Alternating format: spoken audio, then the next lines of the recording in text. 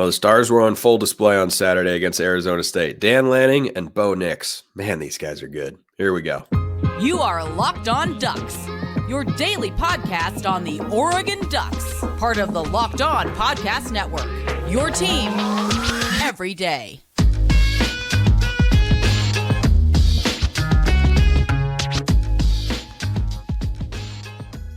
Yes, it is that time once again for Locked On Ducks. I'm your host, Spencer McLaughlin. Thank you so much for making this your first listen or your first view of the day. Part of the Locked On Podcast Network, your team every day, and your number one source to stay up to date with the Ducks. So if you have not already, like, comment, subscribe, rate, review, please, and thank you wherever you listen to or watch the show, which today is brought to you by FanDuel and my improved health as well. Make every moment more with FanDuel. Right now, new customers get $150 in bonus bets with any winning $5 moneyline bet. That's $150 if your team wins. Just a $5 moneyline bet. Visit FanDuel.com/lockedon to get started. I promise all of you I wanted to do a reaction show on Saturday night. I was in a really good mood because Southern Utah got a big win, but yeah, that just unfortunately could not happen. But we're doing better. Hopefully everything sounds all right. Okay. This win against Arizona State.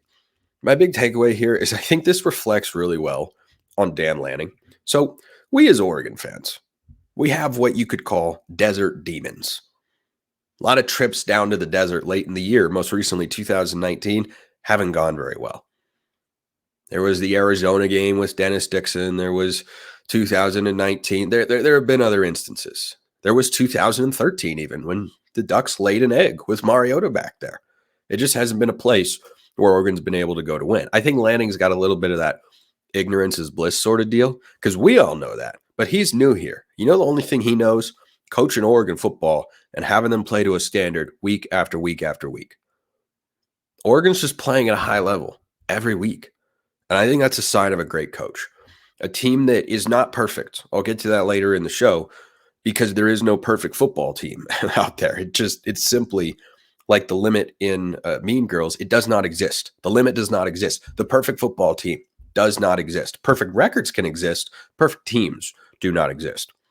And I think Dan Lanning, just time and again, he's unbeaten against unranked opponents.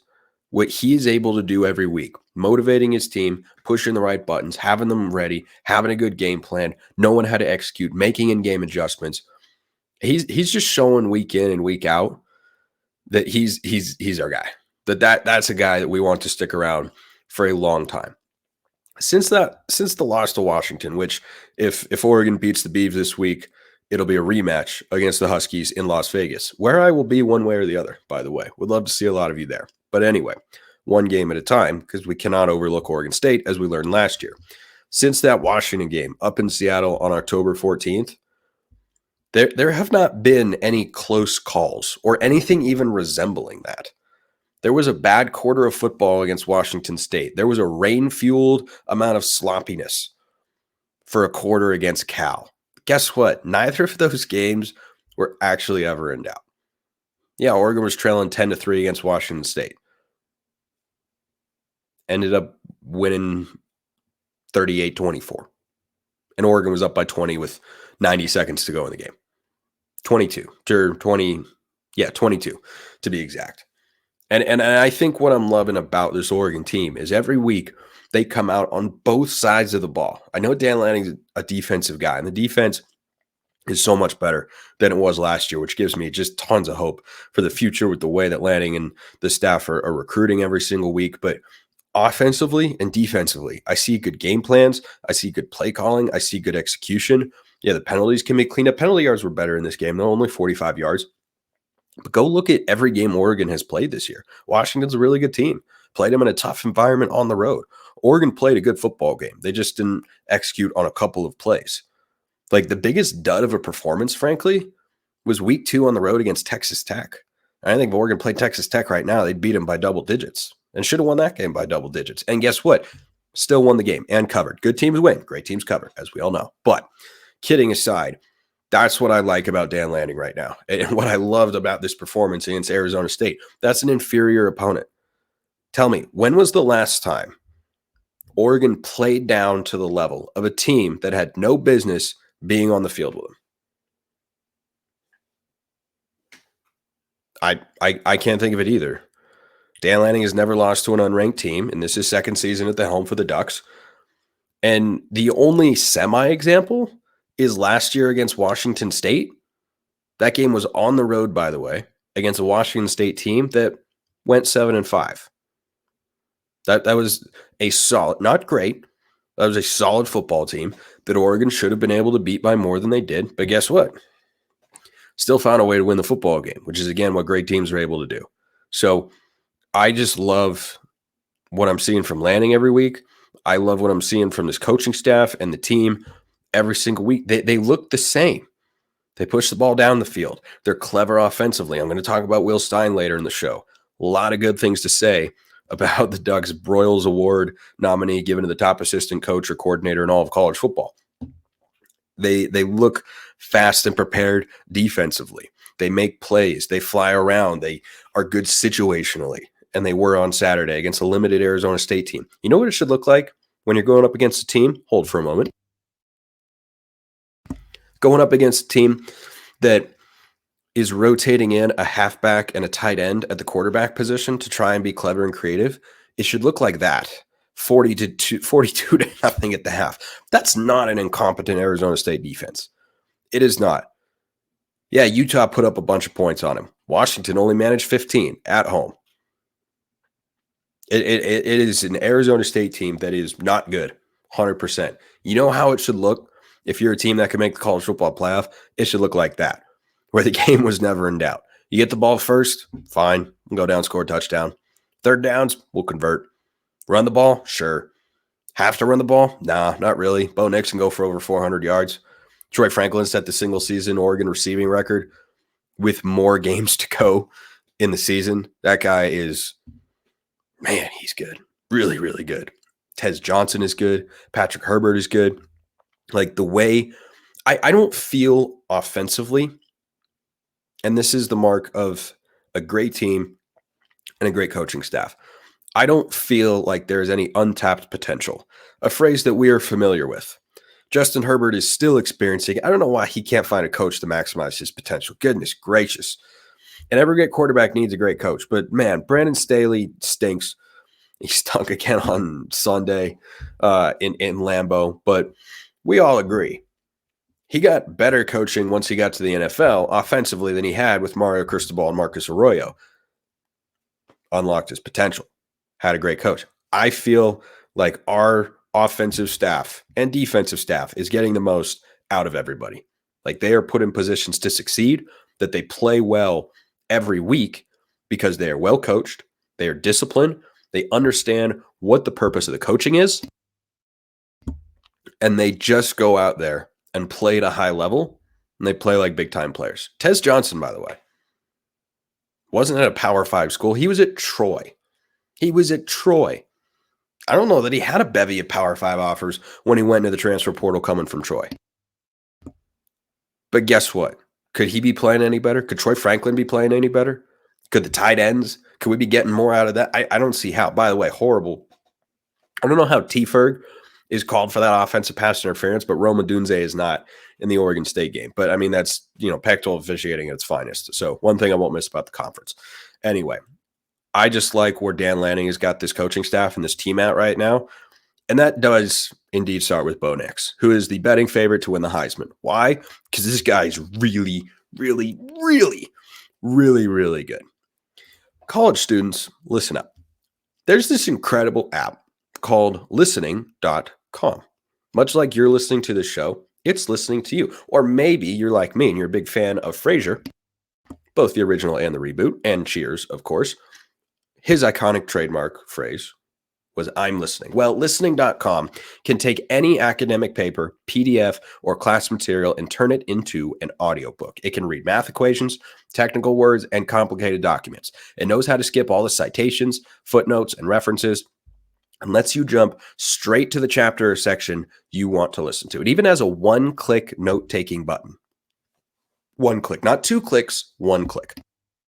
It automatically puts the last 10 seconds onto a notepad, so you don't have to type the notes while you listen. Best of all, if you use the link listening.com/lockedon, you'll be able to get your first 3 weeks for free. So go ahead and give it a try. Now, normally you can get 2 weeks free, but if you go to listening.com/lockedon, you get 3 weeks free. Now, I am not a math major by any means, but I think that's 50% more weeks free. If you go to listening.com/lockedon, go check out listening.com today.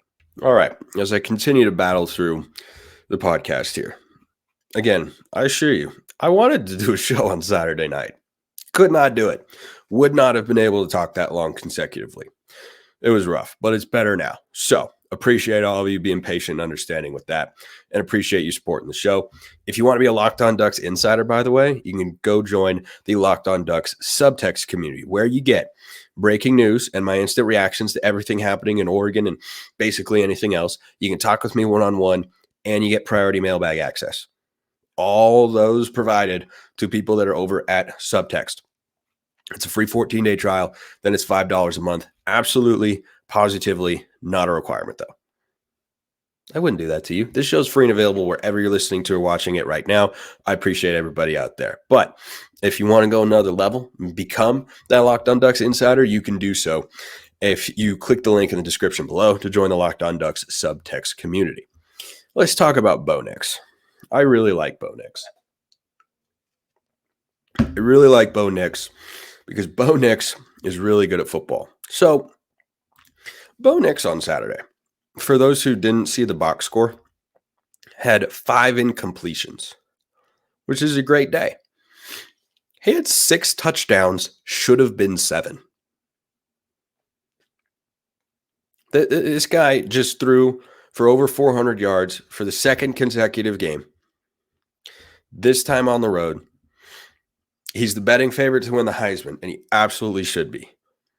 You know, the great mesh for this offense right now is that Bo is a bona fide Heisman candidate, as he should be, 100%.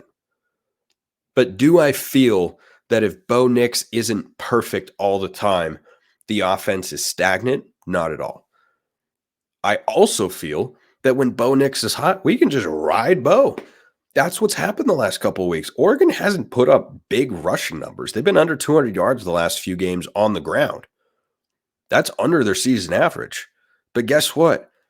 The offense remains productive because Bo Nix's ability to dissect the defense and understand where the football needs to go and then deliver on time, on target throws is absolutely awesome. It is absolutely awesome. He is playing at such a high level. And what I've been beating the drum about since the early portion of the season is he's just the same guy. He's the same guy every quarter. There are no ebbs and flows. And it's not always going to be like this. It isn't always like this. Quarterbacking is too hard for everyone to be able to do it at the level that Bo is playing at right now.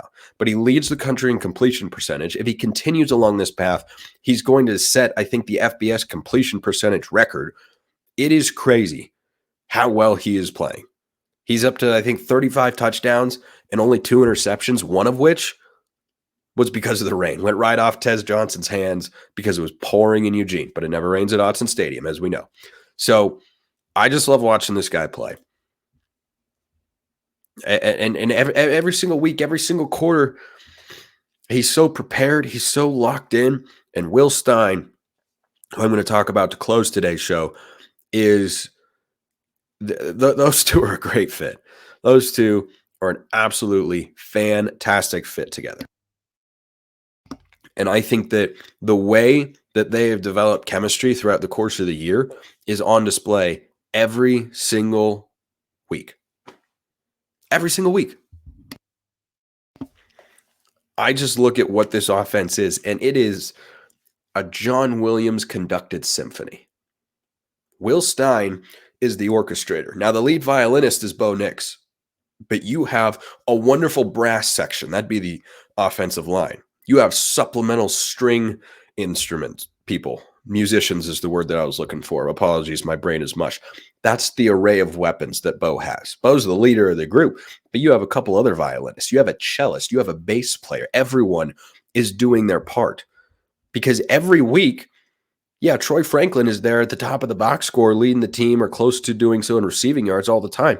But you look up this week and you go, wait, Gary Bryant Jr. had a long touchdown? Trayshawn Holden got into the mix? Tez Johnson has had double-digit reception and multi-touchdown efforts throughout the course of this year. That's the way things should look. When the offense is operating at peak efficiency and effectiveness. And like I was saying earlier, they just do this week in and week out. And that's what I love most, the consistency. You can tell the preparation is there, the attention to detail, the game planning, the passion, the drive, everything you need to be great is right there right now. I really hope the next 2 weeks go the way we want to as fans, because this team is really, really good. I mean, really, really good on both sides of the ball. The defense was great. Did a lot of things well. I'll get to my individual standouts as always on tomorrow's show. Spoiler alert, Cole Martin's going to be in there. But I just love the way this offense operates every single week. They are taking what the defense gives them and also willing to push the ball down the field, willing to be multiple in the way that they attack a defense. They're smart, clever, dynamic, explosive. They've got all the traits. So for all those reasons and the numbers that Bo is continuing to put up, he's the betting favorite to win the Heisman. Oregon has to get to the playoff for him to win it, but if that happens, I think it'll get done.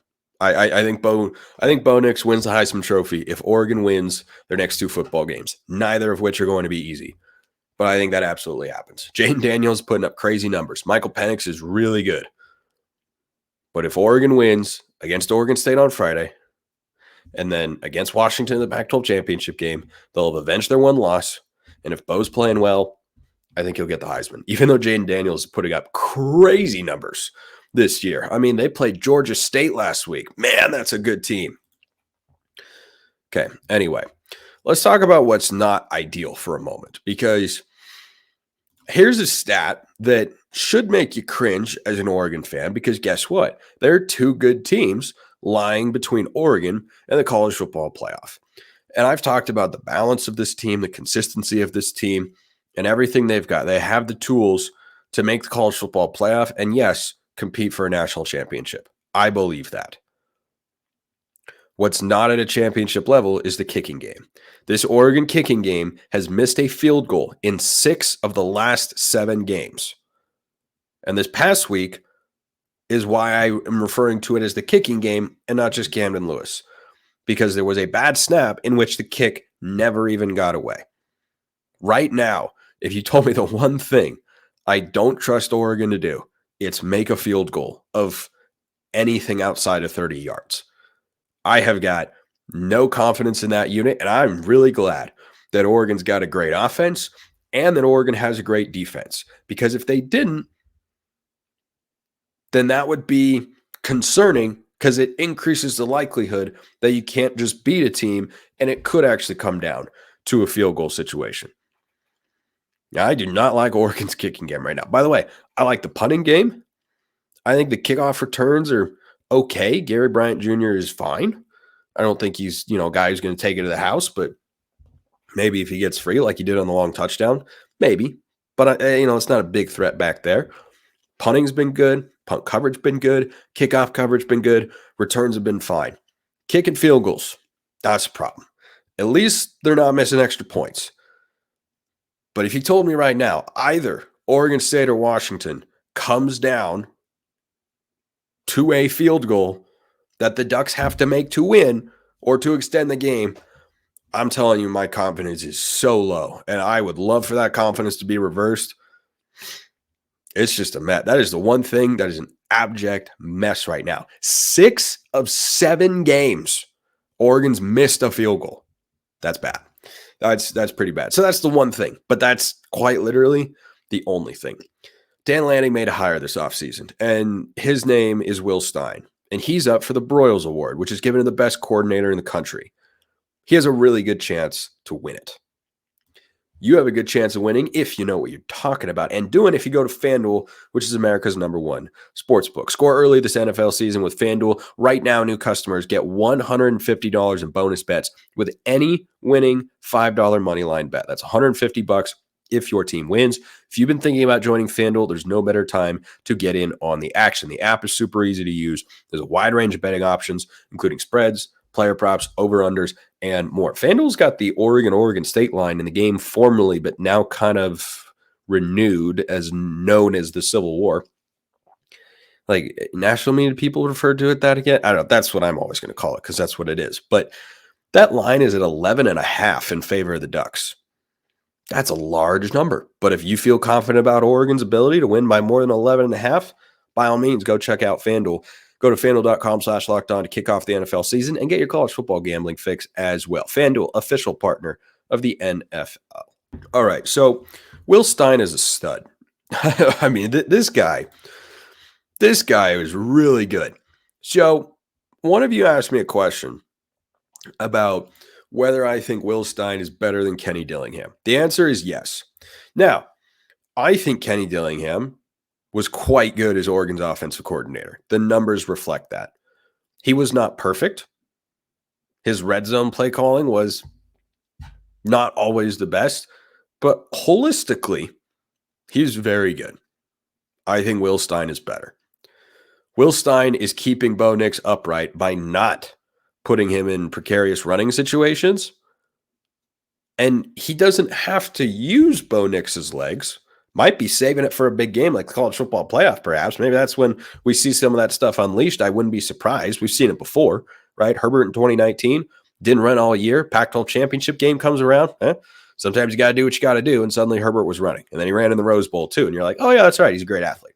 So Will Stein's passing game execution and design is really good. The way Oregon runs the ball. How about that formation where Poncho comes in motion to lead block for Bucky Irving? Loved that. He's borrowing that from other people. That's a common thing in the coaching in the football world. You see what someone else does, you go, that works. We could do that. Let's do that. I think Will Stein is better than Dillingham. I think he's more clever in the passing game. I think he's got some really nifty play designs. And, he does go back to some of the same concepts as every offensive coordinator does.